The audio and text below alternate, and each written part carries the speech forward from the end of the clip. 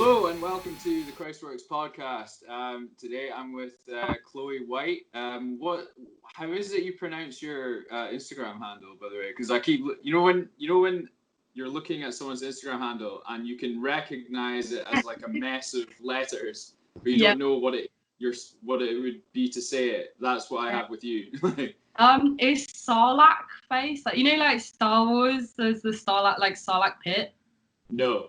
No, the Sarlacc pit from Star Wars. So all right. Okay. Yeah. Bit of a little nerdy reference, but okay. Yeah, I'm not like a Star Wars person. I'm a Lord of the Rings person. You can like both. Yeah. No, but I think you can like both, and a lot of people do. But I think it's like you also can very much be like no. I think people assume if you like one, you'll like the other. But then to me, they're like so different. Oh yeah. It's like it's crossover to me. I narrowed it down to like I'm like a real like swords and shields and armor kind of person. But then Alien is like my favorite film ever. Yeah. And what I've narrowed it down to, as soon as there's a laser, I instantly don't give a shit anymore. As soon as there's like, I'm like. Yeah, I just turn off. But yeah, so you guys in England just got told that you're not going to be going back on the 4th of July, which is what everyone thought, right?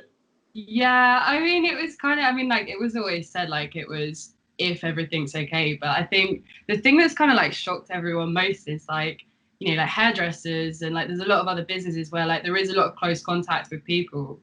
And they're allowed to go back, whereas, like, I mean, like tattooing is very, very, like, we're so safe with, like, hygiene, like, no cross-contamination. Like, that's a massive part of our job. So it's quite crazy that it's, like, with all these things going on, like, that we're not technically seen as suitable to go back and work. But I mean, like, well, that was the thing, was that because we were just never ever mentioned, then we had just assumed that we would be going back with like hairdressers and stuff. That was really what happened. But then, like, and it's like I was talking with my dad about how we're not going back, and that it was just like I don't see you guys as the same as like hairdressers and barbers and stuff, because what you do is much more invasive.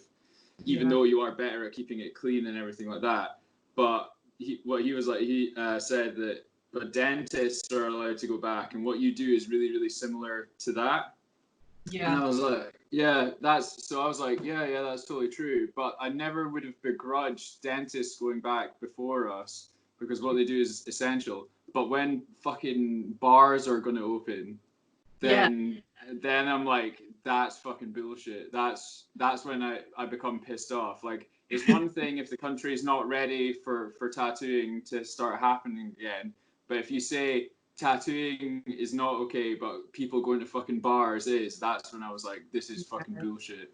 This is like crazy. Like, I've got a couple of friends who, like, they manage bars, and like the lengths that they're having to go to like actually ensure that people are like, it's not going to happen. Like, yeah, exactly. It doesn't matter what lengths they go to. Like. Yeah, like, it's mental. And it's like a lot of these pubs are like such closed spaces anyway, and it's like you just can't limit the foot flow well enough in, like, like throughout a bar to ensure that that's going to be okay. And it's like, especially when people have had a few drinks, they're going to get really uppity, like, oh yeah, well, free country, all that shit. So it's just you're imposing on my liver. Yeah, it's mad.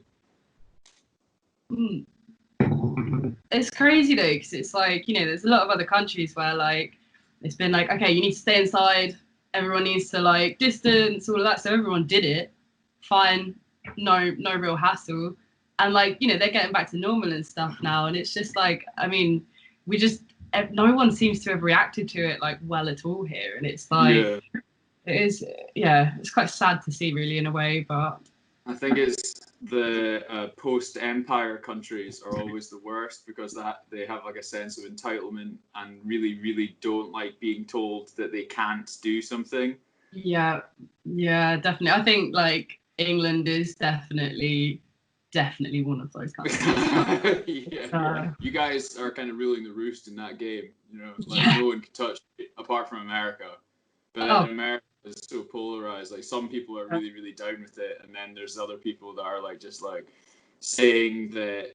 I saw an amazing one where people were literally somehow managed to get a meeting with Congress, and they were saying things like God breathed life into humans, and thus you can't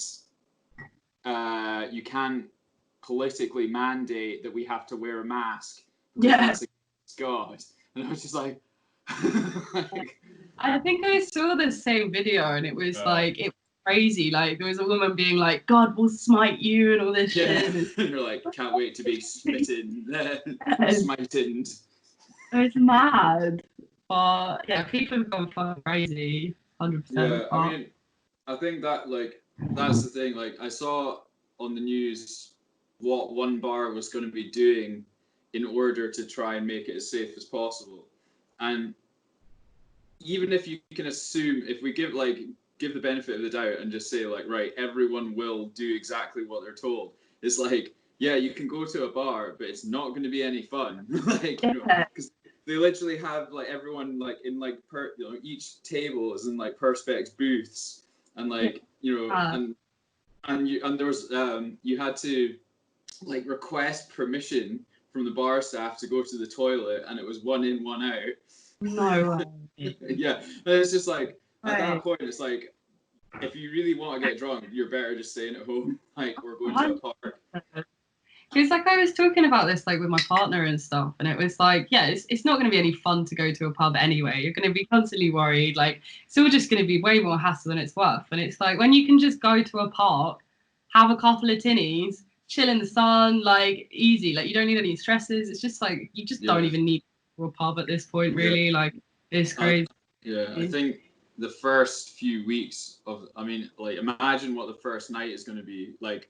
That last weekend just there was just mental. Like I live right next to like one of the biggest parks in Edinburgh, and it was on Saturday during the day. It was honestly like the busiest I've ever seen it ever, and that's like with the Edinburgh Festival and everything.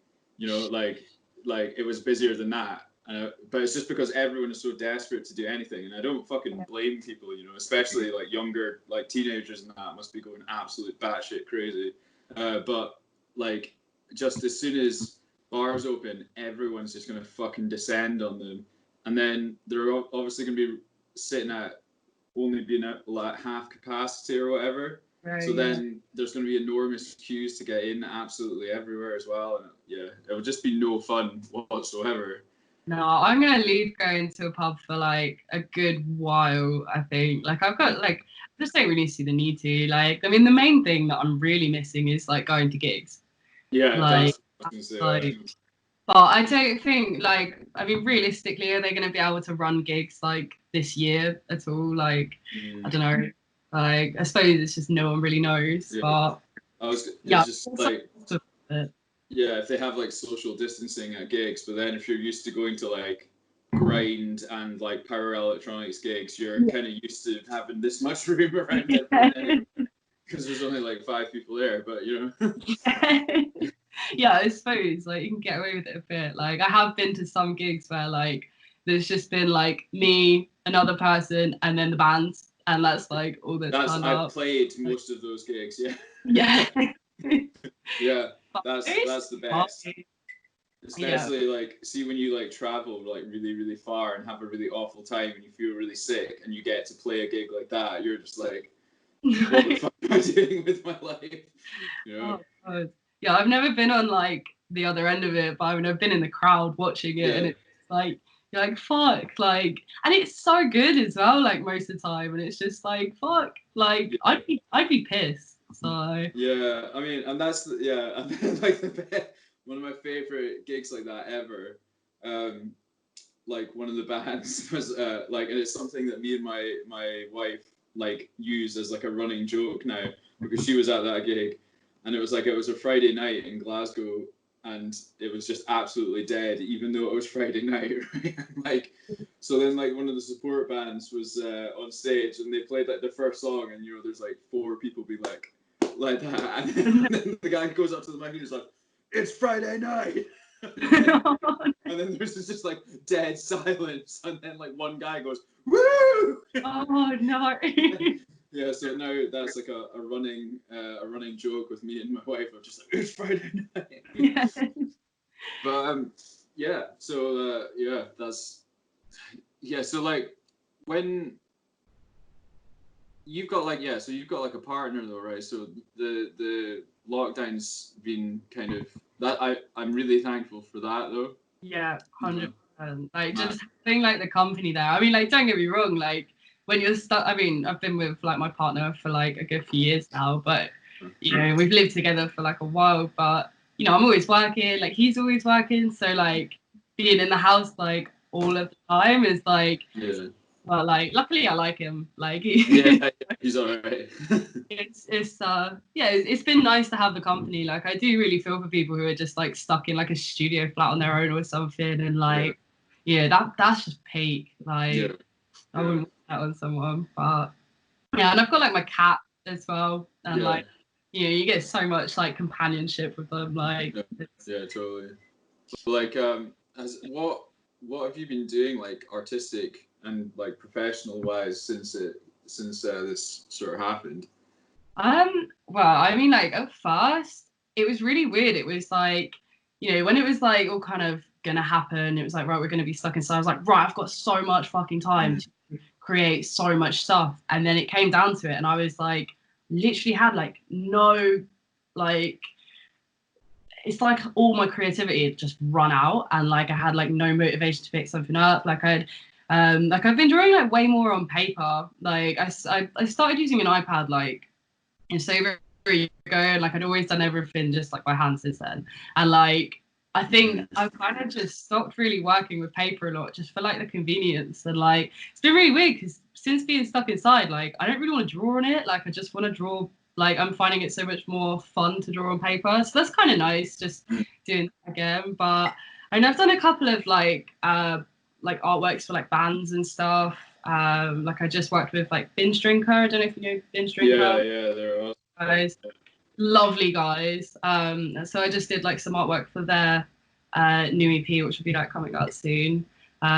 Just like a couple of little logos here and there, and like I've been trying to do like get some flash done.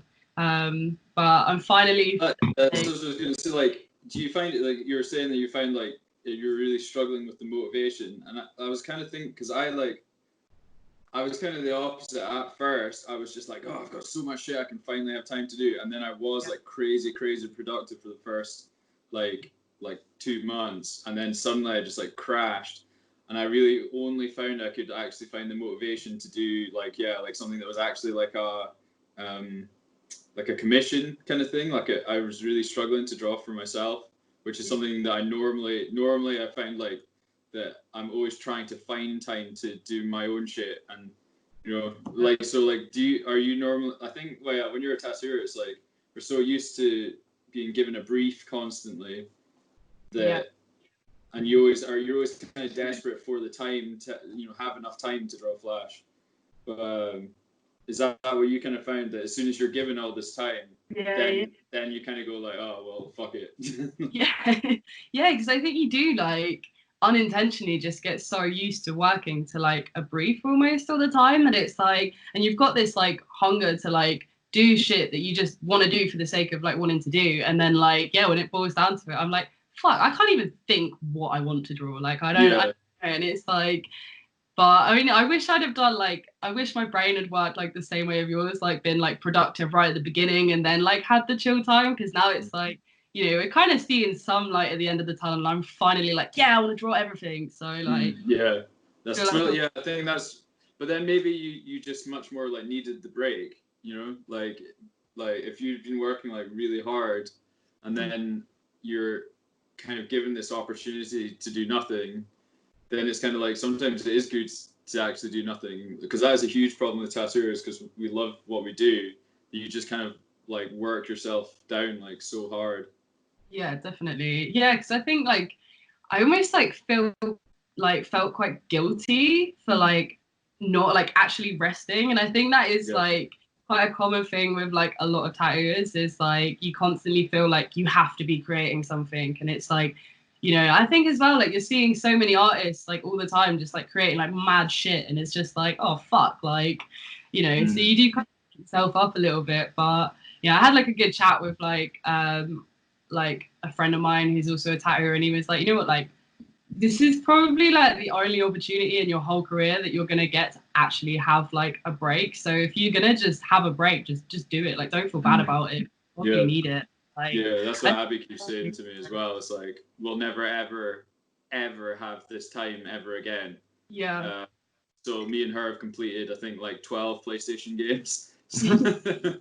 And like I used to be like a fucking hardcore gamer when I was growing up, and then when I started this whole thing, it was like, all right, well, I just don't have time to do this anymore. It's just like was completely cut out when I started my like tattoo apprenticeship, and Yeah. then now I'm like, yes, this is like finally time that I can do it again. Um, but yeah, when I think it's like I think it's kind of cool being a tattooer, getting the brief of what the client wants, and it's like, and then your creativity comes from not only doing that, because obviously you have to be creative to a certain extent, but then it's like you go, okay, I've been given this, but how can I fuck with it to make it like really uniquely Yeah. mine? So, but then that's kind of like you get like the hard part done, Yeah. really, because then you're all we're really doing is tinkering with it, you know. But the actual like idea, that's what's cool is like our clients can sit for months and months dreaming up the coolest idea, and then they just hand it to us, you know. Yeah. Yeah, definitely. Like I think you are right. Like it is the hardest part. It's like thinking like what to draw. So like when you're being given that, like yeah, it's just kind of like an open field to like run with. So Yeah. that definitely makes it easier. Like I think that's probably why like I'm finding it easier to do like commission pieces and stuff now. I am working from that kind of brief, and it's like, although it's quite like open, and it's like, oh yeah, like, you know, we want this, but like obviously like they're looked into your like work and stuff. So it's like you just do that, but in your style, and it's like that does definitely like make it easier. But I do find it funny when like people are like, oh, I don't know how you come up with all these ideas. And I'm like, these are like my clients. Like, Like, I'm just doing yeah, it. Yeah, no, it's yeah. That's what makes it like that's when we have to be proud of being crafts people as like and professionals as well as being like an artist. Like you don't have to be like an artist all the time. You know, when we get handed like the idea and then it's like do that, you know, that's when it's like, okay, now my job as a craftsman comes in where I'm just trying to execute that idea for that part of the body, you know, as well as it can possibly be done, yeah. you know, within the constraints, you know. And I think, yeah, I think there's a lot of tattooers that are like super into the notion of being an artist that then kind of lose sight of that as well, you know. Yeah, yeah. I think it's just like a healthy balance of everything, really. Like tattooing, Yeah. it's like, you know, like yeah, there is like artistry that comes into it, but like you are a tattooer, like that's Yeah. and that comes with a lot as well. Like you say, like with the craftsmanship and stuff like that. So I think yeah, like I don't know, tattooing is one of those things. Like there is so much to it, and like everyone sort of has their own sort of like perception of it, I guess, as well. And it's like it's always so interesting, like talking to other artists and getting their like take on tattooing and stuff like that. And like, yeah, I think that's like the best part of the job is like being able to talk to like all these different artists, and Yeah. you know, it kind of like each bit kind of forms your own form of tattooing, which is really cool. Like, and we do have the best job in the world, so Yeah. Well, yeah, it's because it's basically you can make it whatever you want as well. I think that's like in my apprenticeship, it was very much about like trying to slam me into this like mold that they wanted me to be, which was basically to be a like a walk-in, you know, Pinterest artist, and yeah. obviously that doesn't fit well with me. And Yeah. like, so I was spent like my whole like early apprenticeship just being like having like all of my imagination like drilled and shamed out of me. So No. like, yeah. So like, but then so now that I'm like really like have complete agency over everything I do, it's much more like, oh shit, like if I have the idea to do this like with like, you know, my career or whatever, then I'm the only person that's stopping me from doing that, you know. Yeah. Like, how did you get started? Like, how old are you, by the way? I'm 23. Okay, so you're still, yeah. So like, what were you doing before you were an apprentice? I mean, School, probably. Yeah, like I out of college, and like I'm from like a really small town in Cornwall, Okay. called Bude. So like arse end of nowhere, nothing around, really. And, it's called Bude. Oh, okay, yeah.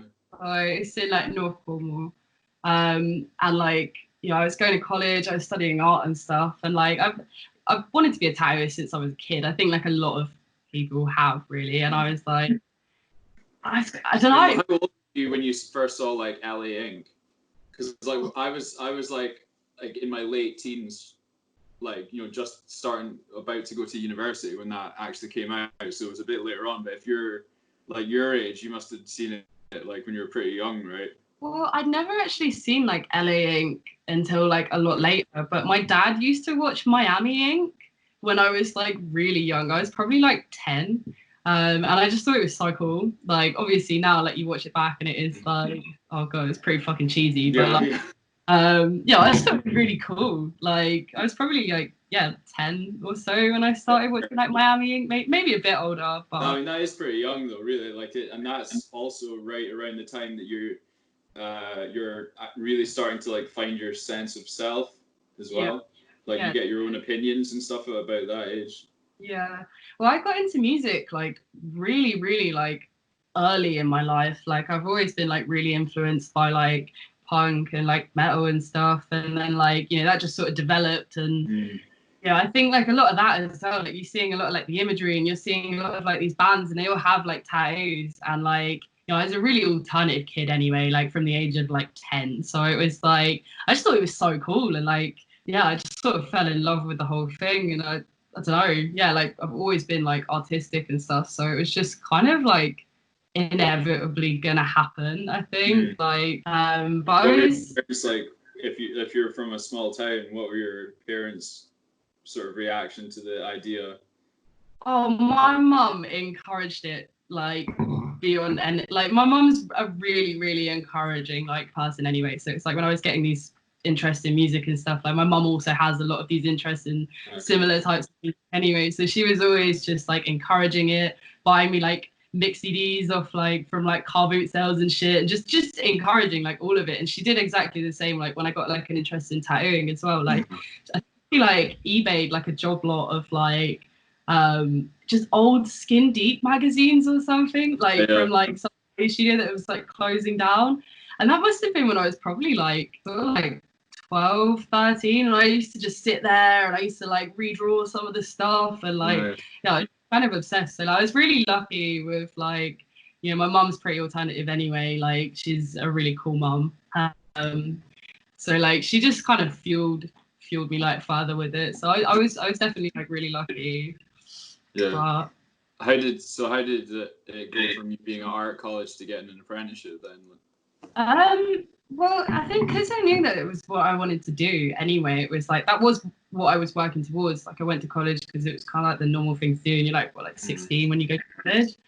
But I think I don't really know what happened. It was so sudden. Like I dropped out of college, and then 2 weeks later, I like moved to the nearest city with like a backpack and like not many belongings, and like I had like a little portfolio, and I just went and like took it into tattoo studios. And like I did get taken on by this shop initially. I was like 17 as well. Really, and like pretty young, right? I mean, you don't know anything about the world at that age, right? Like I'd left home, like fucked off to like the nearest city, like I was just kind of like winging it really. And like I did get taken in by like a shop, and it didn't really go so well. Like I think you're not really aware of anything. And I was very like naive, like anyone at like 17 probably is. It's like, this shop had like 2 artists. One was like a scratcher as well. Like he wasn't really like a, and they had 9 apprentices. Like, what? Yeah, like it was insane. And it was just a complete fucking shit show. Like honestly, like I'm not gonna like name apprentices, or were they a couple of them were like a couple of them are started tattooing, and like it was mental. Like it was run by like a businessman, and like so he was like the one free labor, yeah. yeah. But like the one artist that was like, like an actual sort of like artist, like I felt kind of sorry for him, like looking back at it, 'cause he definitely didn't want all of that. Like he just wanted to like do his job and shit. And like he was a good guy, but yeah, the whole scenario was just a shit show. So like I think after about a month, I was like, this is not what I signed up for. Like I just don't feel right about this whole situation. So I came away from it. And I was really lucky actually. Like there was like a job opening kind of thing, and like it was a tattoo studio in the area, which was like Plymouth. And like it was a studio that I really looked up to. I really liked all the artists' work. Like it was really cool shop, and like they had like I'm looking for an apprentice kind of thing, and I was like, I mean, I could message like, like what's the worst that's gonna happen? She's gonna say like no, like you've been in a shop already, like no. Oh yeah. So but like like yeah. But like I mean, luckily like I hadn't even like I hadn't even learned anything about like tattooing. I was just, like answering some phone calls and smoking fags out the back, like so it wasn't really like it wasn't you weren't there long enough to be entrenched in it either, like like I didn't pick up any bad habits or like anything like that. So like but yeah, I went and had a chat with like the lady who was like putting the thing out. She's called Louisa, like absolutely amazing artist. She's fucking super cool as well. And like just had a good chat with her and like got on really, really well. And she like was like, I'll take you on. So I learned with her from then on, and I was like at her studio for I think like 3 years. I think maybe like a little. What was your drawings and stuff like when you were? What was your like original portfolio? What sort of stuff was it? And then what was Louisa's stuff like? Well, obviously we can assume it was shit, but I'm more like asking like what were you aiming for? Like what sort of style were you trying to do? I mean, like I've always like kind of really enjoyed doing like sort of I really enjoyed doing like realism sketches and stuff like that like back then. But then like I was kind of like, right, well I need to be able to do like everything. So I was like, my portfolio was believe that. Like who led you to believe that you need to do everything thing? Was that just for the portfolio? You thought that just to show off kind of your skills? Yeah. I was like, oh, surely like they're gonna want like everything, whatever. So like it was just, I kind of smart for a 17-year-old making a portfolio. Like most people, like I really had to have that idea smashed into my head when I was making my portfolio. Like like I'd kind of like read a lot of like interviews and articles and like I'd been reading like all this stuff for years, so I was like, well, realistically I'm gonna have to be like quite varied. So I tried to like put effort into like all sort of fields and stuff, but like Louisa, like her portfolio, she did like she is fucking savage at like everything, like anything she touches hands to God. Like she can do any style, anything, and it's not like like an all-around artist that's like all right at a couple of things, really good at some others. Like she's just fucking good, and like it's so like, but she does sort of focus a lot, like especially now, like on like black and grey and like color realism.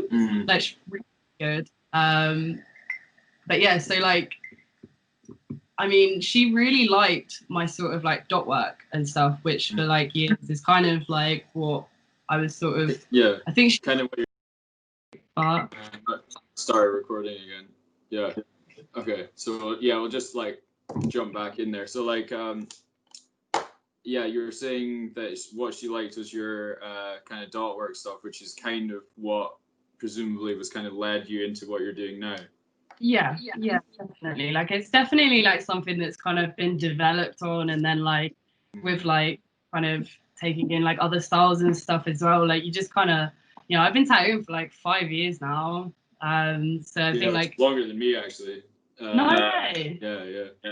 Oh no! How long have you been tattooing? Like 3 years, maybe 3.5. Something, not like really not very long, and that's like including my apprenticeship. That's like from my first ever tattoo. Yeah, I think the 5 years is calculated from that as well. But yeah. I love that when people are like, how long have you been tattooing? And then they're trying to show off about how little time they've been tattooing or whatever. And then they're like, oh, like 2 years or whatever. And you're like, really? And like, and then you're like, and then you find out and they're like, yeah, I had like a 4-year long apprenticeship. And you're like, okay, but not really 2 years then, is it? Yeah, no. But yeah, so I still feel like I'm like really at the beginning of like the whole process, and it's like I know fucking nothing about tattooing. I still feel like that, like, and I think I will do for like a really long. I don't know if I'll ever not feel like that. I think that's the best thing though, because it's like, I don't know if you've ever, I can never fucking remember the name of it, but there's this graph, and it's like a scientific idea about how the more you learn, the more you realize there is that you don't know. So like the more informed you are, the more you're actually like cognitively capable of understanding that there's so much that you don't know. And I kind of feel like, the guys that are been tattooing a really long time but are really, really good and actually are still improving are the guys that are always saying that there's, that I know absolutely nothing and like I'm learning stuff all the time. Because it's like there's a lot of guys that are like, yeah, I've been tattooing for 25 years or whatever, but then like they're shit, and it's like, if you have to go on about how long you've been tattooing, then it's because the work doesn't speak for itself, right? Yeah, 100%. Like I think like you could be tattooing for like a year and be like better than someone that's been tattooing for like it means 20. nothing. It doesn't mean anything. Everyone's too different, and tattooing is too difficult to guarantee that just from doing it for a long time you're gonna get better. You have to really actually like, after a point where you can get away with it, then it actually takes even more concerted effort to get better after that point, because then you can just phone it in.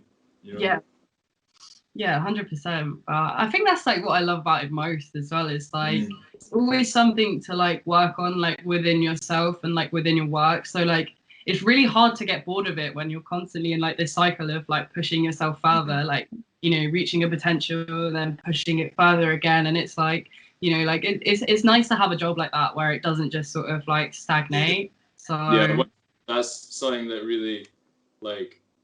What I did before I was working, before I was tattoo apprentice, was like I was a roughneck on oil rigs. No way. I found that like I fucking loved that, and then I loved it, but then as soon as I was like good at it and I knew what to do, I was instantly bored of it.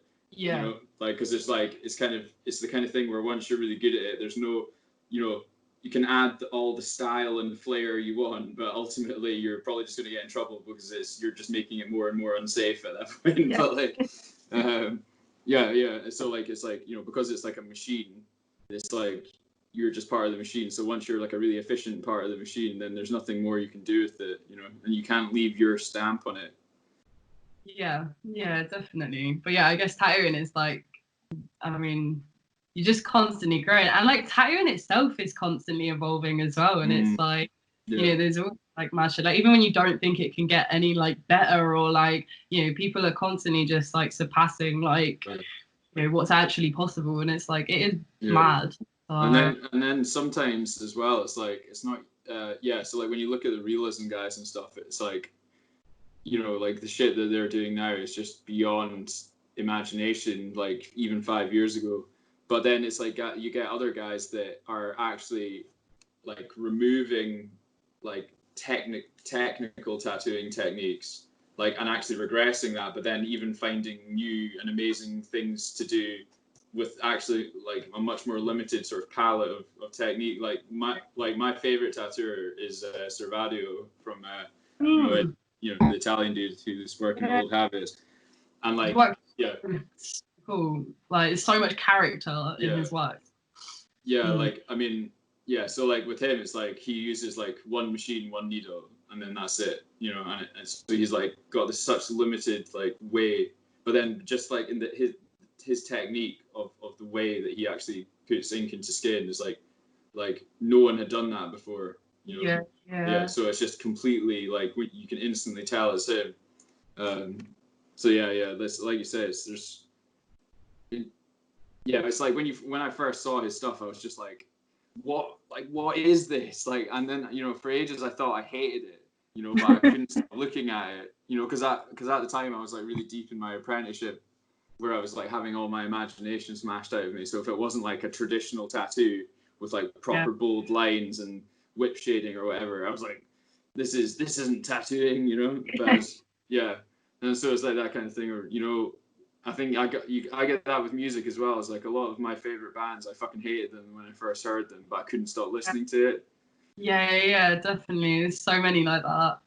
But yeah, no, I definitely feel the same with like even like my own tattoo. And like when I first started, it was like I don't know why, but I was like, oh, I have to have so much detail. It has to be so technical and all this. And it's like over the years, especially, and like I think it almost becomes like too technical. It like takes away from it. Like for me personally, anyway, like with my own tattooing, and it's like I've started to actually kind of go back from that, and I'm like, right, well, actually, I want to simplify everything down. Like I think it's just.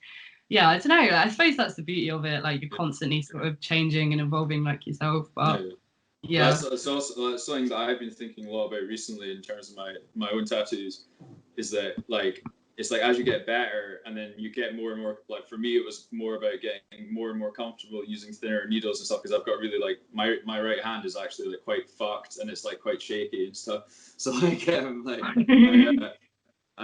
so like getting comfortable using thinner needles and stuff. So I was getting more and more able to do like sort of more technical and more detailed stuff. But then when like there comes a point of that where actually you're ruining it in the tattoo long term, exactly like that. So if you're jamming so much shit into it, then you're ultimately fucking yourself. So then like you say, I'm trying to now like draw it back, but you know, maybe not all the way to how I was doing it before, but like some sort of sweet spot, you know. I think like we said, it's like you can always analyze it. Like the way that I put it is, when I'm getting better, it's just like I'm finding more things that I'm shit at that you didn't know that you were shit at before. Yeah. You don't have the understanding to know that you're shit, but then when you reach a new level of understanding, you look at it and go, "Ah, that's shit." Yeah. I'm like the queen of like doing a tattoo and then like going like, you know, I'm like, yeah, I'm happy with this. Like this is good. I think this is something that everyone gets as well. Yeah. But like, you know, then I'll go home, like look at it the next day, I'm like, fuck me, shit. Like yeah, when you look at it with fresh eyes and you're like, oh no, that's shit. Yeah. Like, apart from if any of my clients are listening, no, that never happens. Or it wasn't with your tattoo. No. Yeah, it's one of those like you can speak about with other artists, but like I don't know. Everyone gets it though. I mean, you create his cars. Like, yeah, no, totally. I mean, it's. I think if you don't feel like that, if you don't like, that is just when you stop getting better though. Like if you look at everything you do and go like, yeah, that's fucking awesome, then you're not going to get better, because why would you if you're already awesome, right? I think all the best artists are the ones that think that they are shit. Yeah. You're not going to push yourself to get better, you know? Yeah, definitely. Like, yeah, I think, you're just not going to push yourself if you're like, oh yeah, I'm the shit. Like, I'm so good. Like, you know. And that's is always the shit artists that think that as well, you know, that, you know, like they have that attitude. Yeah, definitely. But yeah, like I don't think I'll ever be like fully happy with any piece of work that I ever do, but I think the day that I am is probably the day that I should quit. Yeah. Like, so yeah.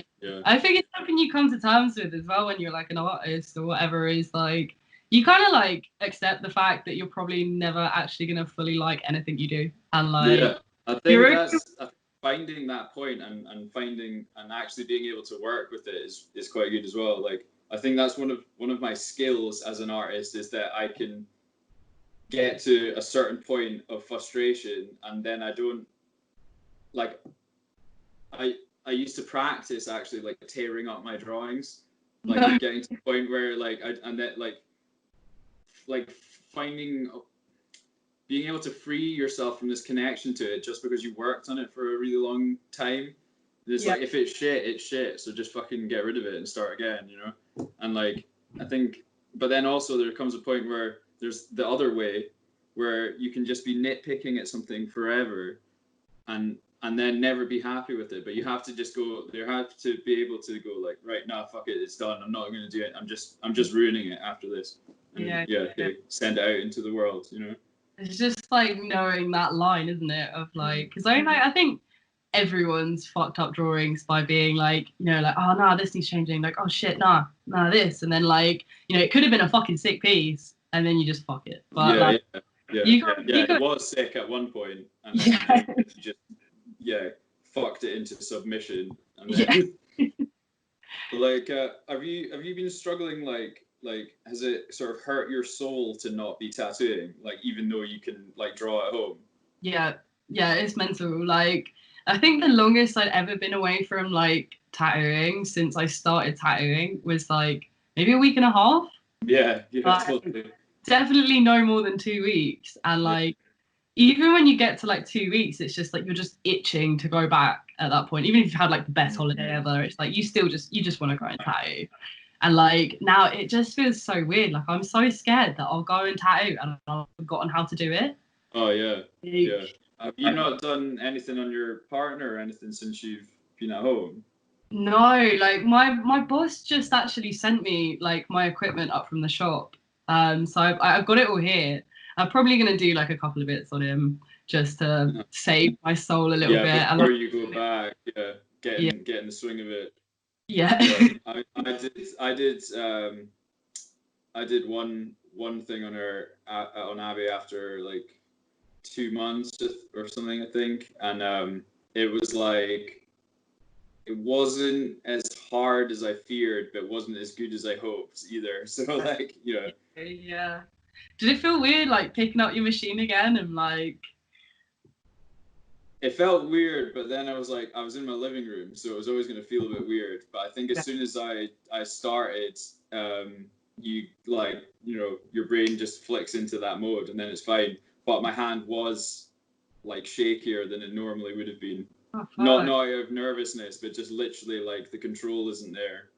So yeah, I definitely feel like all of us, like, I mean, in my shop, we're all going to get together the few days beforehand and start smashing fuck out of each other to get ready before we go. Because that's what I was thinking. It's like, man, there's probably like never been a time in the world where more absolutely ding as fuck tattoos are going to get done, like when we go back, Yeah, that's a good way to do it though. Like, I think I might suggest that with like the guys on workers.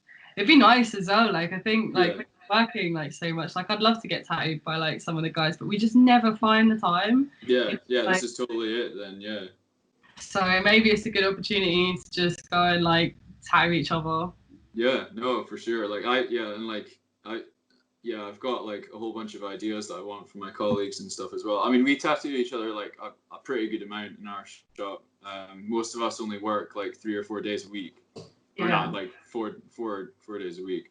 But so yeah, we kind of, and we hang out quite a lot as well. So it's kind of like, hey, do you want to do this?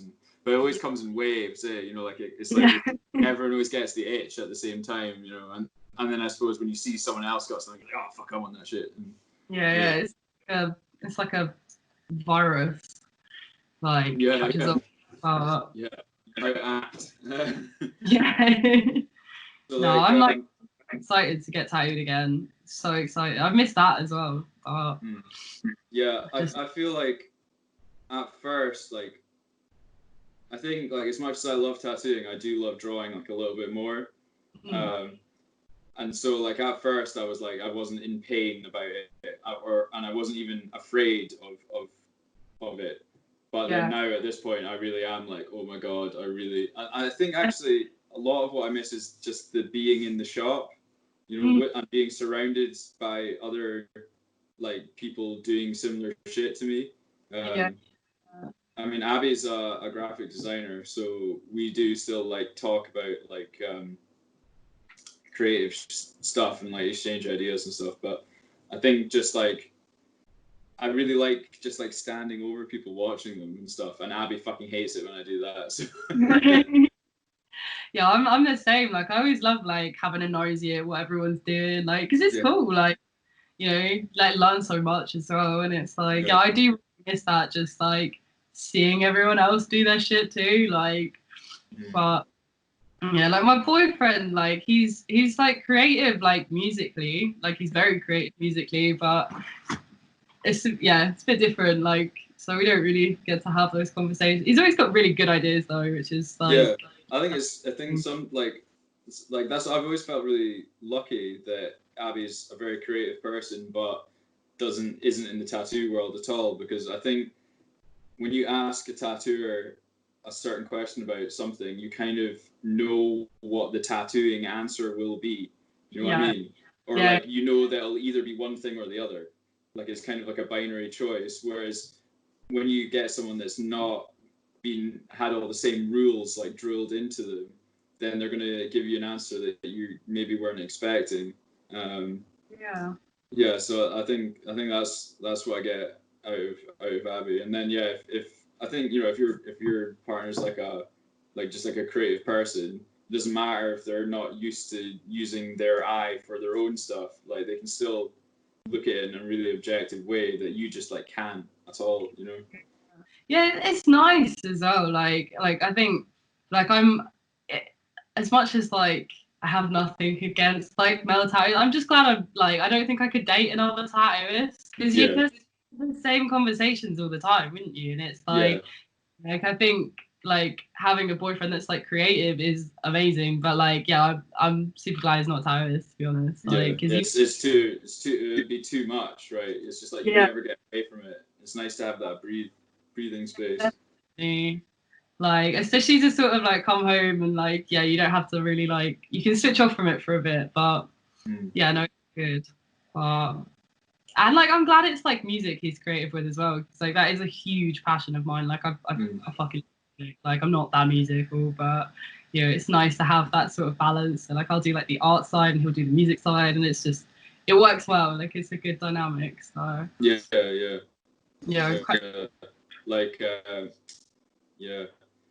like one thing, have you noticed this, that like Instagram, so like, just obviously because we're talking about tattooing, we have to talk about Instagram, right? That's how it works.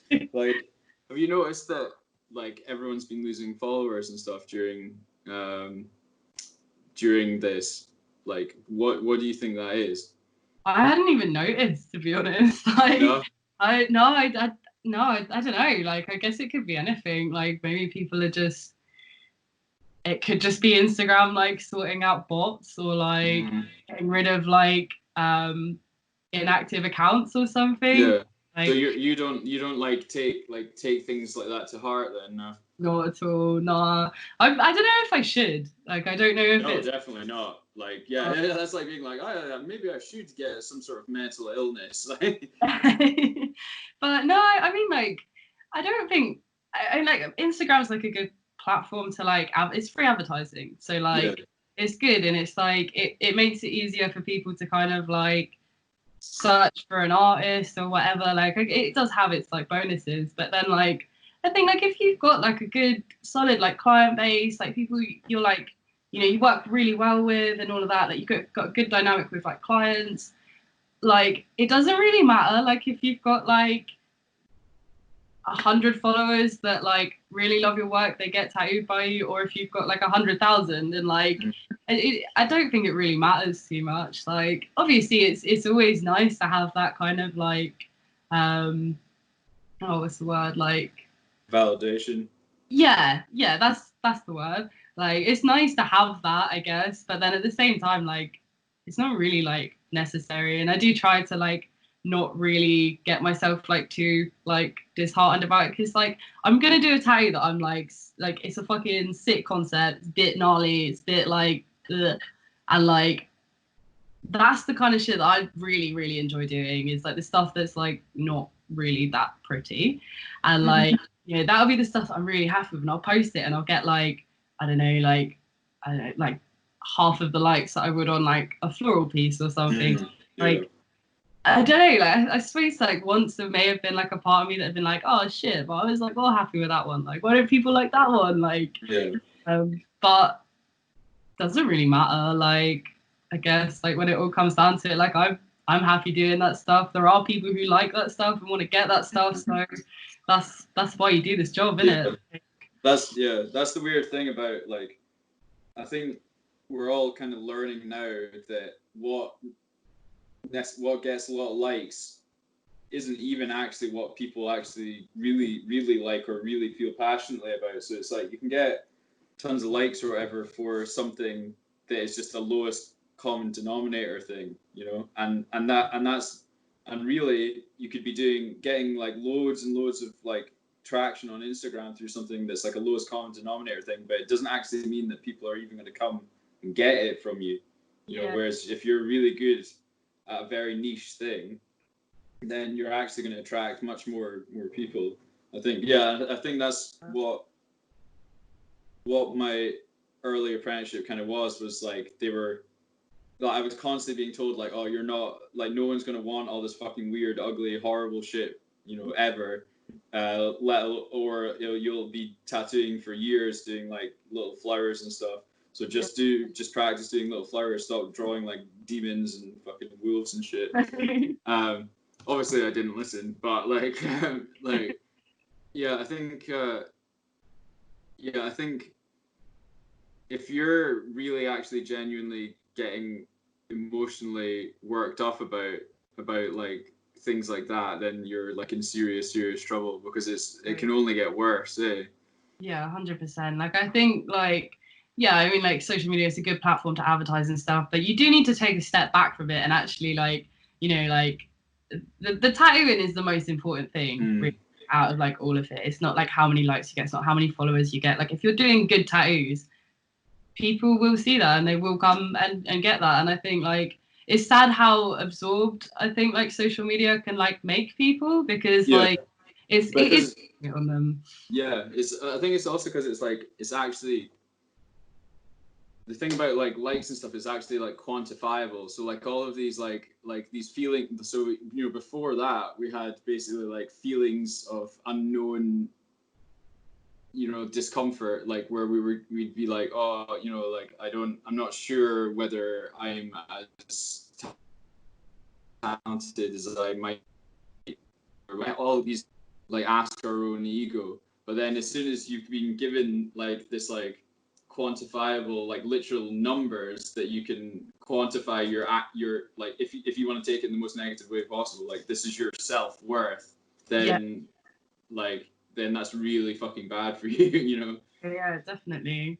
But yeah, I think it's like it's too easy to like get like bogged down with it all as well. Like, and like even from like a point of view of like comparing yourself like personally, like I have a personal account as well, like, you know, like selfies, spam and whatever, like you just don't want to clutter your work profile with. And it's even then, like, you do end up like not even intentionally like comparing yourself to people, and you're like, it makes you feel so self-conscious, and like that's a huge thing. Like, so why do you have a personal? Because that's like, I personally, I don't have a personal account because like I'm just, I guess I'm quite like a private person. I never want to show, like, I always take photos and stuff of everything that I do, but I never really want to show them to anyone other than like my mom and my gran, you know. So like, so like, why do you have like why do you have that as well? Because for me, I like to think is like Instagram is just like, and the way that I stop myself from getting upset about,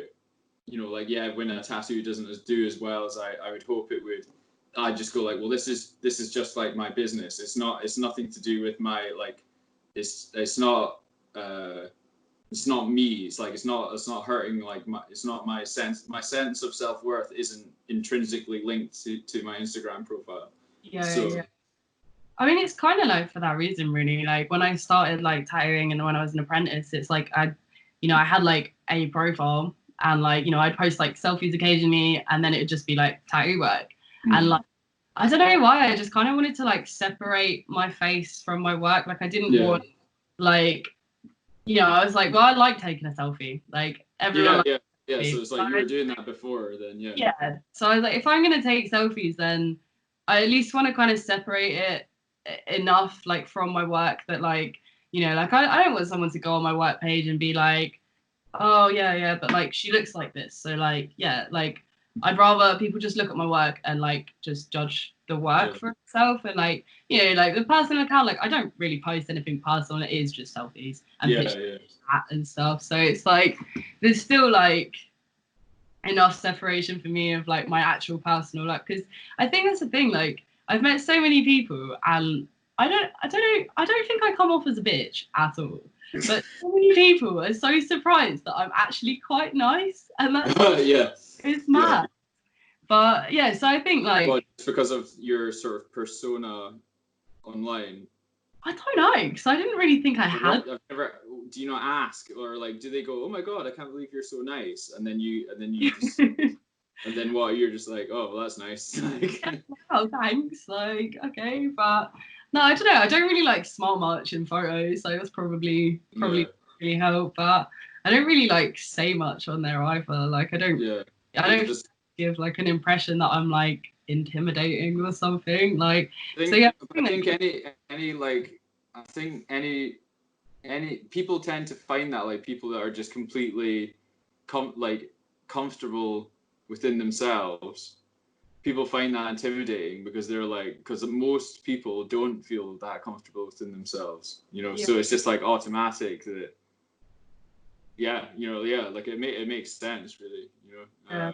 I get that, I get the same thing, but I think it's Abby's told me recently that like that I have that because of that people don't realize like the way that I like my rhetoric that I use a lot when I'm posting stuff. If you're not Scottish, and also you don't know me personally, you don't know that a lot of it's like, or most of it, or nearly all of it is like pretty tongue in cheek, you know. And so they just think I'm like really fucking aggressive, and like it's like could not be further from the truth. But or no, that's not true. But you know what I mean? Like like I'm a nice boy, really, and so I kind of have fun with playing with like, you know, like that whole kind of like a tough guy tattooer kind of thing, because like really my reality is that I like have like, you know, my wife, and like I'm total mummy's boy, and having my two tiny little dogs, and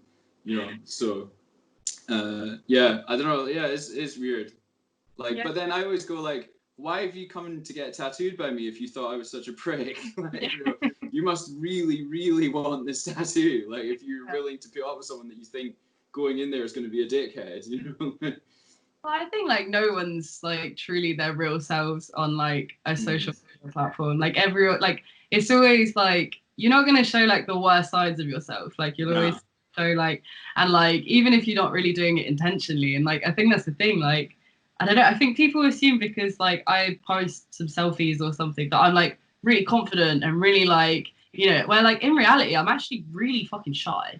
Like I'm like I could not be more polar opposite to how I probably come across like on a.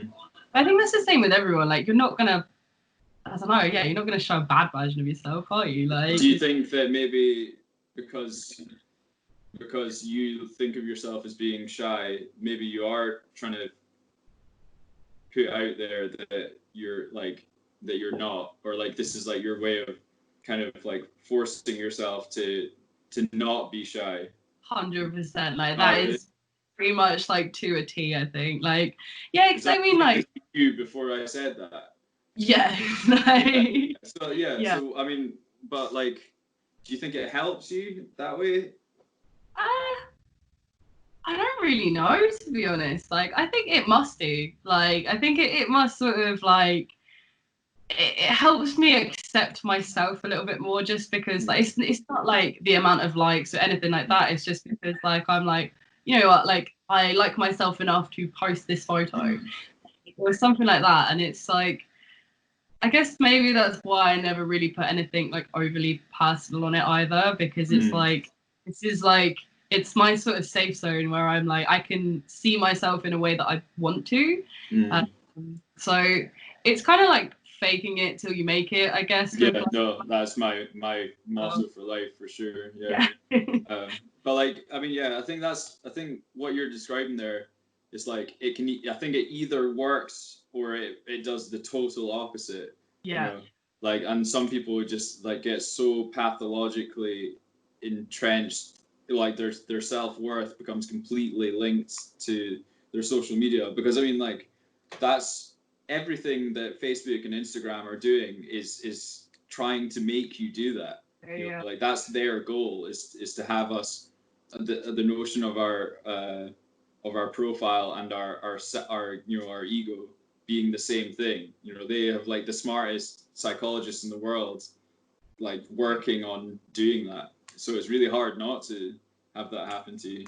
Yeah, actually, when you break it down like that, it is like they are kind of like trapping you in this sort of, and it is like, but yeah, I can like confidently say, like, I mean, like, if my tattoo account got like deleted for some reason, I would be gutted because I don't have backups of like all of those photos. I don't, you know, and it's nice to have that there. So if that got deleted, I'd be really gutted because, you know, that's something that I've built up, and that's like my big personal achievement is like, you know, like my work, and like, so that'd be gutting. But if my personal account got like deleted or something, I just don't think I'd give a fuck.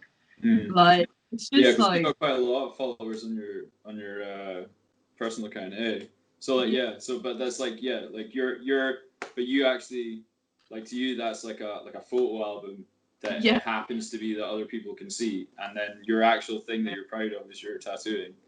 Yeah, I think that's pretty rare though. You know, I mean, I think a lot of people that would be in the same situation as you, I don't think many people would feel that way.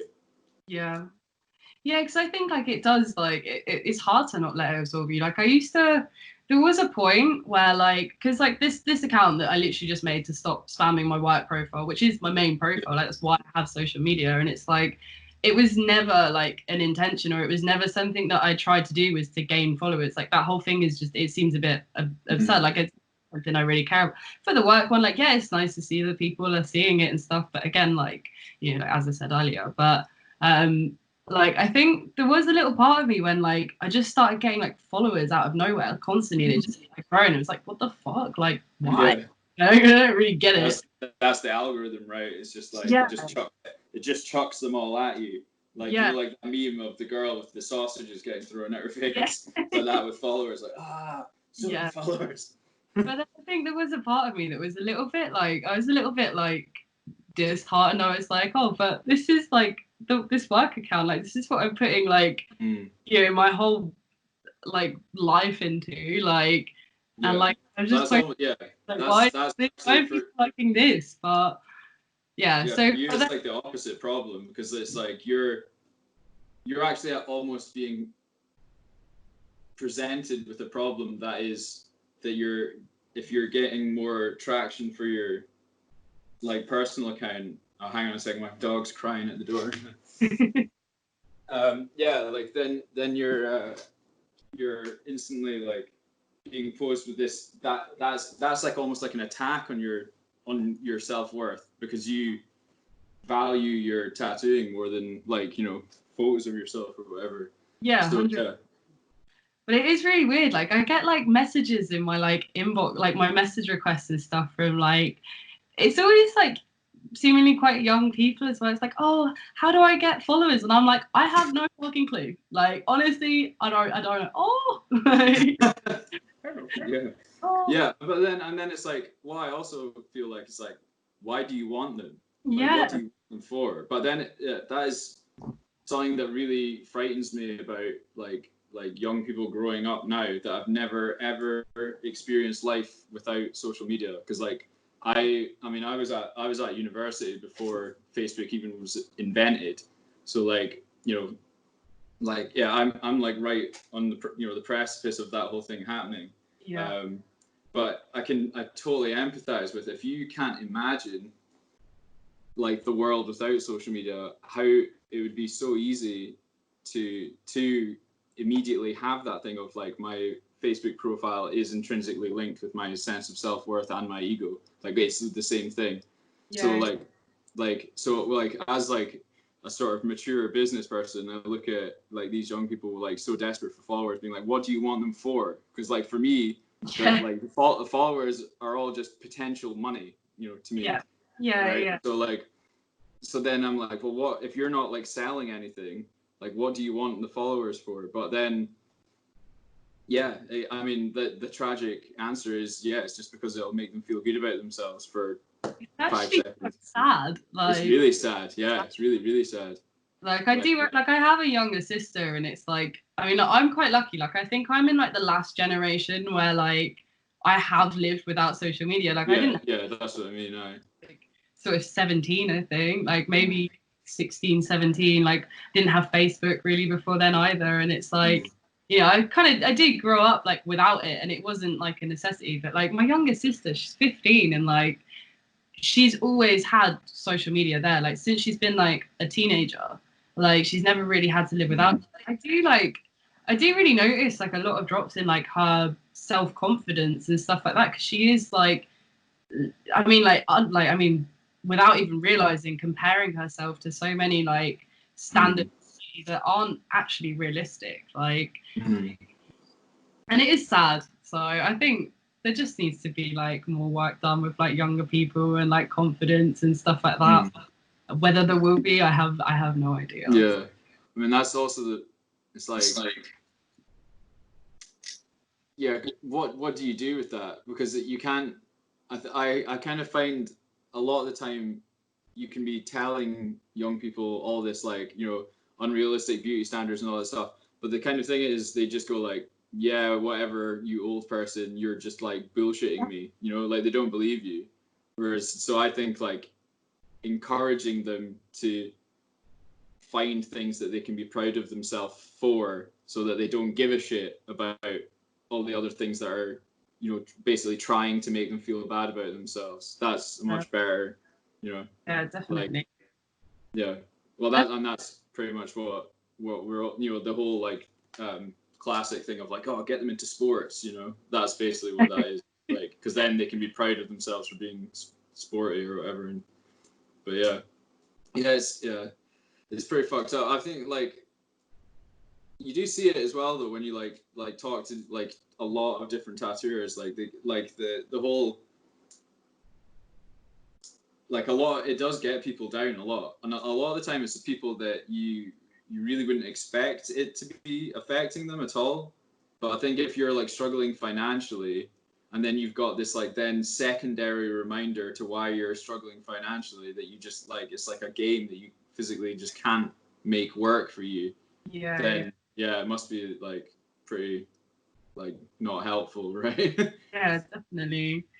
But yeah, I think like overall though, like I mean, social media, like it moves on so much anyway. Like in 10 years' time, like are we still gonna have Instagram, or is it gonna be the next thing and then we'll have to adapt to that again? And it's like, I think it's definitely important to kind of like take a back seat from it sometimes, and then just like work on your, like do what you're doing, like work on yourself, like, you know, not kind of harbor yourself in that too much. But I think, yeah, it's kind of hard, especially now, to kind of recognize when you need to separate yourself from it.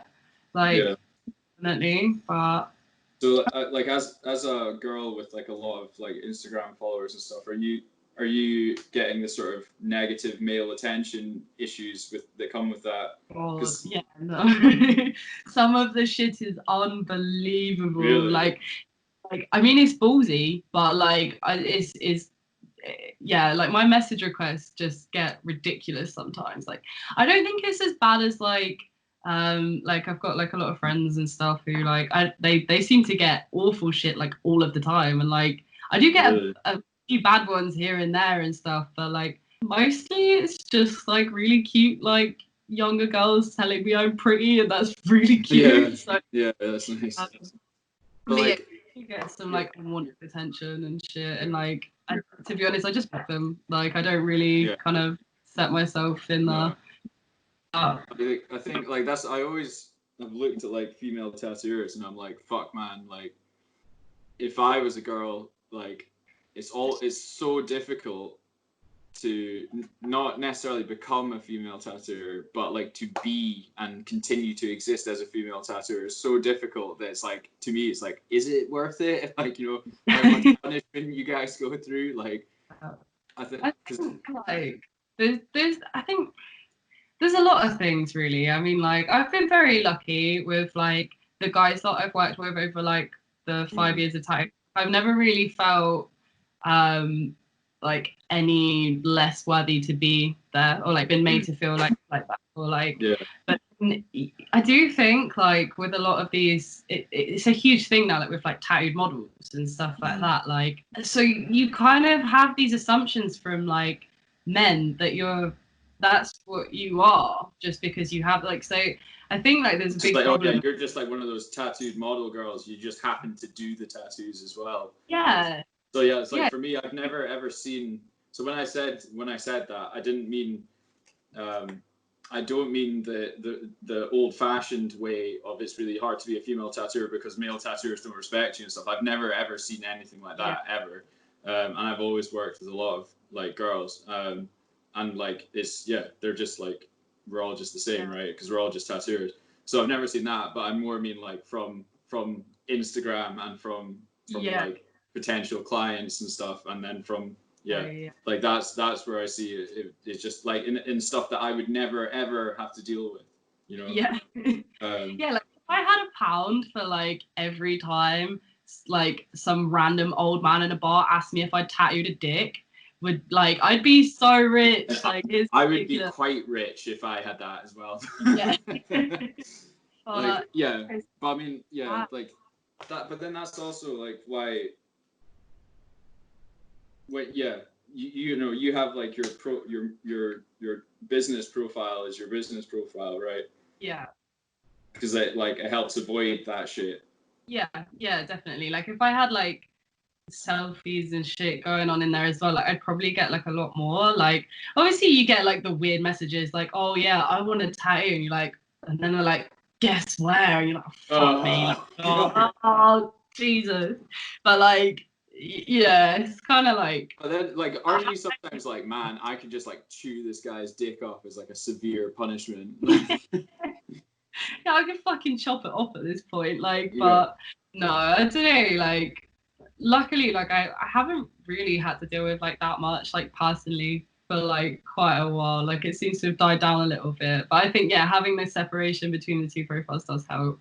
But I think like it's men in pubs that like piss me off the most, definitely, because it's like it's so separate from like even like social media and shit like that. But like I think there's like a mindset in like some men that almost like they sexualize you because you are a woman with tattoos and their association with women with tattoos. It's a very old-fashioned idea. Yeah.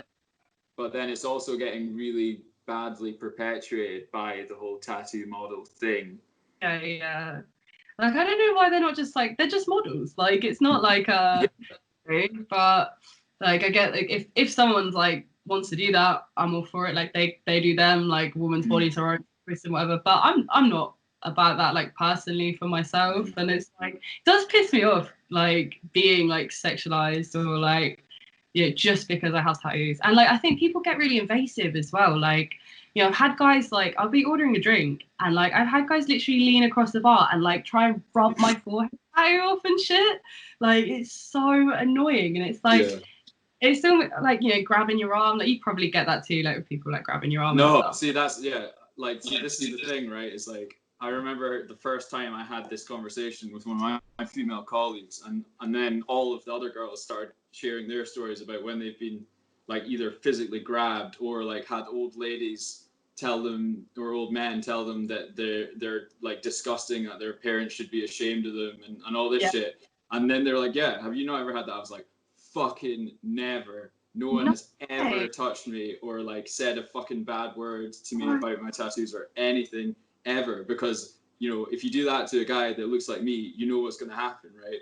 Whereas they're just fucking cowards, and it's so they can get those fucking horrible, bigoted, negative things out on nice little girls, that aren't going to fucking like just lamp them, like. And that's what makes me so fucking angry, is because of the cowardice that's related with behaving that way, because they would never do it to a man, Yeah, cause I've got in like taxis before and stuff, and like I've had like drivers say like, oh, I don't find women with tattoos attractive and shit like this. So I'm like, what? Like, where the fuck did that come? As if you sat down and went, do you find me attractive? Yeah. Sir. But no, it's mad. Like I kind of just assumed that like that was something that anyone with like tattoos or anything that looked a bit like different. Yeah, but well, like I actually, when I was younger, and when I was younger and I was like punks as fuck, like in the way that I dressed, I used to get a lot more unnecessary like chat that I just couldn't be arsed with. But it was rare, like apart from like straight up getting into like street fights with like, you know, like Neds and stuff because of the way I looked. It would never be I would never get negative chat. It would just be like annoying chat of like, oh, you know, I went to see the Clash and blah, blah, blah, and I was like, you know. And so like as I've got older, I've definitely like intentionally pulled back the way that I dress because I can't be fucked with those conversations anymore. But then also then it's like it's getting then balanced out by having more and more visible tattoos. So yeah. But it's the same sort of thing. But I mean, I think girls get it like so much worse because there's not this like the people that are like that are fucking cowards as well. So they're not ever going to do it to someone that might like, you know, hurt them. It's just sad, really. Like, I guess it's not something that will ever probably. Hopefully, generations and generations down the line, like we'll cut all this shit out. People will just let people be people, and it'll be fine. Well, I think like, it's just they'll get used to it, you know. Like just like it's not going to be like. I mean, you know, when in like the early 90s, even right up to the early 90s, having like green hair was like fuck, like, you know, that was mental, you know. And now like face tattoos are becoming so common that people don't react to them in the same way they did even fucking like 7 years ago or something, you know. So like it's just you just get used to seeing stuff and then it doesn't shock you. And and if you really do have that bigotry entrenched in you so deeply, then it's probably because you've just had that a longer time. So once all those people are dead, then like, you know, people move on.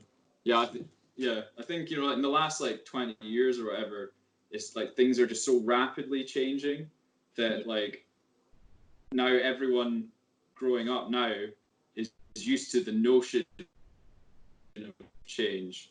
Or like any time before, like before then, everything was the same your entire life. You know, like in terms of social culture and social revolution, it was all just the same. So like any change to them is like catastrophic, whereas to us we're completely used to like things constantly evolving, and the notion of we should be analyzing things constantly and reevaluating whether they're good or not, you know. Which is like healthy, and I think it's like slowly becoming like more normalized and encouraged to like change your opinion, like, and that's good to like learn and like reflect on things and actually like, you know, like not be ashamed of like changing your opinion. Like if you had an opinion once, like, it doesn't mean you have to like stand by it. And I think like that's really healthy. And like hopefully I think, but then like that, like I completely think that's should be a much more talked about idea, that it's completely okay to realize you were wrong. And then be able to like just be like, I was fucking wrong, and I'm just going to move forward with a completely different idea. But cancel culture and stuff is that people aren't allowing that to be an option. You know, it's like, oh, you thought something bad before, you're always that, and no amount of apologizing will ever make up for it, you know. I guess it's like there's like a fine line as well, though, isn't there, with like the whole like cancel culture? Because it's like, like you can argue like, you know, and like someone's done like something really fucked, then it is like there's a line where something is unforgivable, basically. But I guess like, you know, if someone's in a band and like when they were 14 or whatever wrote a song that had quite a like derogatory, like misogynistic like lyric or whatever, or like song title, it's like, you know, then like years later they're like, oh fuck, maybe we shouldn't have written that one. But like there's a 14-year-old kid, you can own up to it, be like, we were wrong with that one, whatever. But I don't know, I guess like the stuff that's like really talking about is like a lot worse than that, I guess. Like with like, but there's always fine lines with these sorts of things. But Well, I mean, like I'm presuming that you saw the whole Max Rathbone oh Jesus thing, right? That was bad. Like it was like I just think it's like disgusting, like how like, I mean, we're both tattooists. We know how much like that whole process requires so much trust between like the artist and the client, and you know they're in a vulnerable state. It's you and them. Like you're together. They're trusting you, and it's like it's intense being on the other end of that. Like if you're not really used to getting tattooed or whatever, like it's a big thing. And for someone to just be able to like abuse that, like that trust and do those horrible things, it's so fucked. Like it's mad. But I mean, I'm really glad that like he's been like dealt with, and I don't really know what's happening with that now. Like I saw something that he'd been like arrested, but yeah, I don't know. I think it'll just be like there's going to be a court case, and then it'll all go through like that. I mean, like it's before that happened. It's like you would hear stories about all sorts, like not just him, but like all, you know, like every city is like got a bunch of those guys, right? And it's like everyone talks about it, but it's like it really is like this, like once one person comes forward, it then becomes this like avalanche, you know. And it's, I mean, I think like I just really hope that, you know, even if these guys, like a lot, you know, all the guys that haven't been punished as yet, like I just at least hope that they're fucking scared now, you know. And then, you know, because at least then from now on they'll fucking rein it in. But it's pretty scary. Yeah, I think it's good that people are sort of seeing that, you know, they can have this voice to like come forward about things like that now. And I think like this whole Max Rathbone case, like as much as it's horrible, like if anything good came out of it, is that people have seen that like there is support available for them. People aren't gonna like, you know, judge them on that, and like they can come forward into like an actual sort of safe space. And that's I'm really glad. And I think like I've seen a lot of like positivity like around that, like within like tattooing as like a community, and like, you know, like artists offering support and like offering like cover-ups and stuff like that. And like it's really nice to see it like on that end as well, like where people are actually like, you know, like no, like we need to stand against this shit. And like it's good to see, like but it's just fun. I think like moving forward that we can kind of actually do to kind of create an environment where just that shit just doesn't happen. I think we're just gonna have to be like really kind of alert of it, I guess. Like I mean, I'd hope that like if something was to happen like to one of my clients, like not that it ever would, like the guys I work with are amazing, and like they would never do anything like that. But like for example, like if I was working in a studio and I had a client, something had happened, or they'd seen like something happen in that studio, I'd hope that they could come and tell me, or like talk about it. And I think it's maybe just like promoting an environment where like, you know, like it's completely like out there that that is not acceptable behavior. So for anyone who experiences anything like that, there is a space that they can sort of like deal with it. And I think, I mean, like a lot of the girls, like, especially in like the Max Rathbone case, like, they're all so young as well. Like they're like, you know, like 17, 18. I don't know if it was 17. I don't know. I know it was like 18-year-old girls and shit. Like, you know, they're young. Like some of them probably never really been tattooed before. And it's like that level of like trust and professionalism and all that. It's a weird thing when you first tattoo. Like it's a really strange thing. Like you've got someone like literally working on you. So like I can kind of that young, you've not had that many people touch you in general, right? So it's even more of a big deal.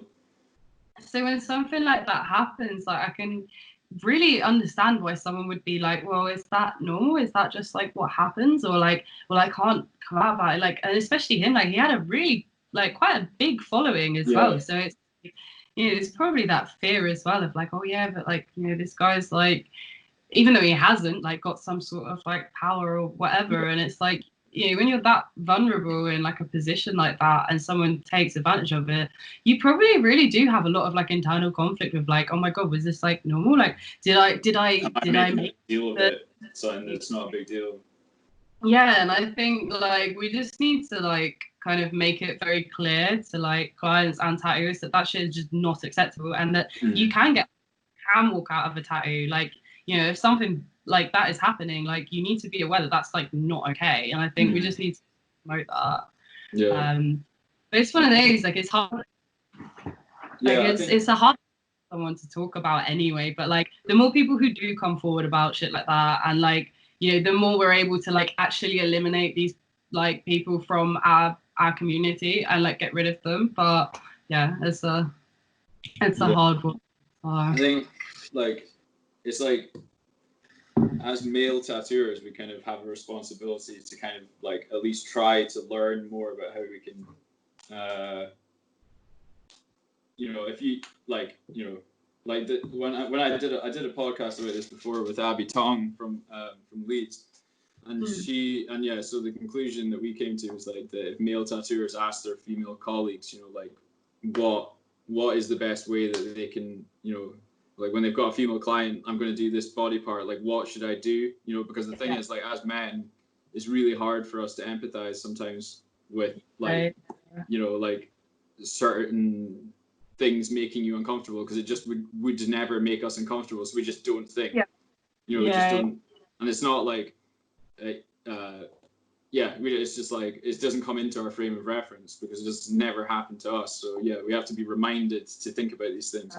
But then also, I think like what you were saying, it'd be cool if we kind of somehow managed to let like the kind of, you know, if there was somewhere or something that like new tattoo clients could look at that kind of shows you or tells you like, you know, anything that deviates from like what this process is like is unnecessary and shouldn't be the case.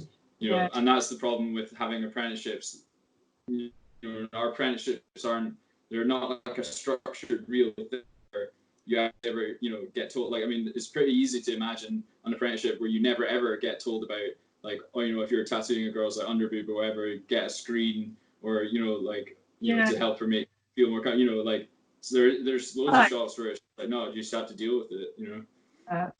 But I think like as like a female, like, and like as a female artist, it's like, you know, I just think like, well, how would I be comfortable like doing this? So for me it's easier, but like I guess like what you're saying is like, you know, like I'll always like if I'm doing like an underboob piece or whatever, like we've got quite a small space to work in, there's quite a few of us.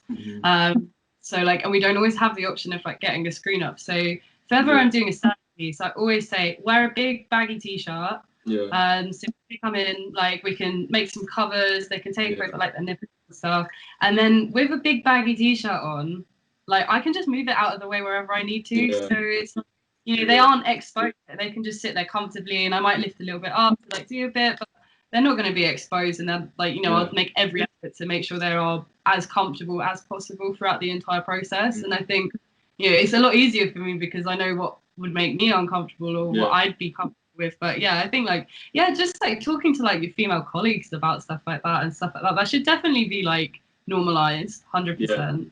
Well, that's the whole like the willingness to be wrong thing as well. It's like, if you don't have that ego of like, I'm a fucking professional tattooer, I've been doing this for however long, you know, I think tattooers are pretty good at like constantly wanting to learn things, but then this is kind of a new realm of things to learn about that, you know, it's not so much that, you know, learning like technical skills and stuff is very entrenched into the culture, but like learning about looking after customers has never ever until now been an idea. You know, people like, it used to almost be the opposite of that it was really funny to like practically abuse your customers in every way you possibly could. So yeah, I think like it's mad to think that was like a thing, but yeah, I don't know. I think like I mean I was taught to tattoo by like a woman, so like there were a lot of things with like making your client feel comfortable and stuff like that she addressed as well. So like I guess that's like maybe I would have like missed that if I'd have learned from a I don't really know, like it's it depends. It just depends. But I think there's like a lot of things that we can do to like make a safer space and just make it aware, and like, but yeah, I think it's important that people like call these people out when it happens, because there's no way to like know about it. Like if that doesn't happen, like these people can get away with it for like this Max Rathbone guy, he got away with that for fucking years, like, which is crazy. Like it's horrible. Like how he managed to actually like, I mean, I'm assuming like the guys that he worked with, like I like to think the guys that he worked with had no idea, otherwise they would have no, they were like that as well, basically. No way. Yeah. Well, that's the only way that could happen. There's no way otherwise it could happen for such an extended period of time. You know? It had to be a kind of just environment for that. You know? Yeah, which is horrible. Like, there's so many people like coming through those doors and stuff, and it's like if they're just like all letting that slide, it's like like you'd think like surely there'd have been like one person that was like realized what was kind of going on and been like fucking if you in the same way that we should never like I fucking hate it when like misogynist men blame girls for not coming forward sooner, right? Because the reason is they're afraid to come out and say something because of all the things that we know, like they might not be believed in, all that stuff. But then in the same way, we kind of need to let young, stupid 18-year-old apprentice boys off for not calling out these guys as well, because then they're like the subordinate in that environment, and they get put in there, and then all they want to do is make their mentors happy, right? So then they fall into it, and then if you are there for a couple of years, then that's just you just get smashed. Even if you're not like that, you eventually get molded into being like that. But then there comes a point where it is unforgivable, because everyone is their own person, and ultimately you need to decide what's right and wrong. So I think that's definitely something that should be like touched upon as like young male taggers who are like coming into like an apprenticeship or something.